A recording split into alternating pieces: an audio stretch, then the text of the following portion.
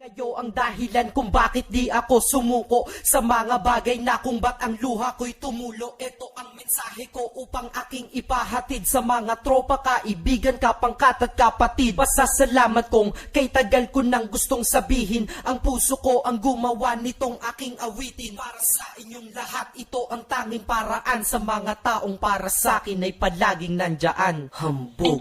Kayo ang dahilan kung bakit di ako sumuko sa mga bagay na kung ba't ang luha ko'y tumulo. Ito ang mensahe ko upang aking ipahatid sa mga tropa, kaibigan, kapangkat at kapatid. Pasasalamat kong kay tagal ko nang gustong sabihin, ang puso ko ang gumawa nitong aking awitin. Para sa inyong lahat, ito ang tanging paraan sa mga taong para sa akin ay palaging nandyan. Upang ako'y mabigyan ng kalakasan ng loob at manatili na nakatayo at di patataob na kahit na anumang pagsubok na nagdadatingan. Di ako takot pagkat alam kong may malalapitan. Pag ako ay mayroong problema na dinadala, akala ko ako'y nag-iisa, ngunit hindi pala. Alam nyo ba kung bakit?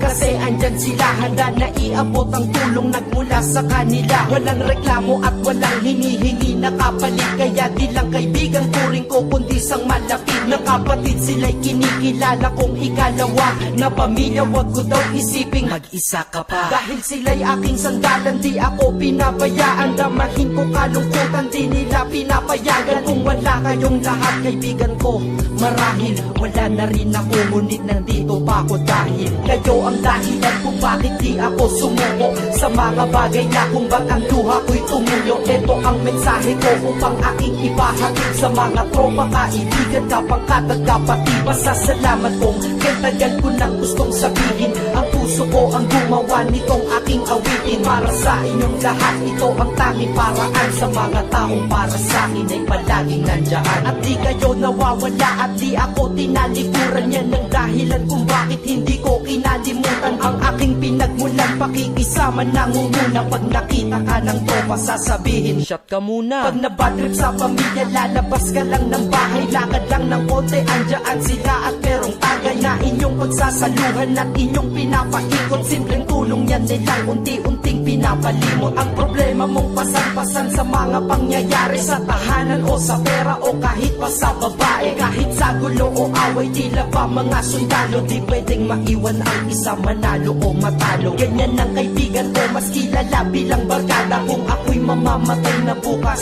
ako'y handa na. At kung may ikalawang mundo o buhay para sa akin, sana magiging tropa ko kayo pa rin. Kayo ang dahilan kung bakit di ako sumuko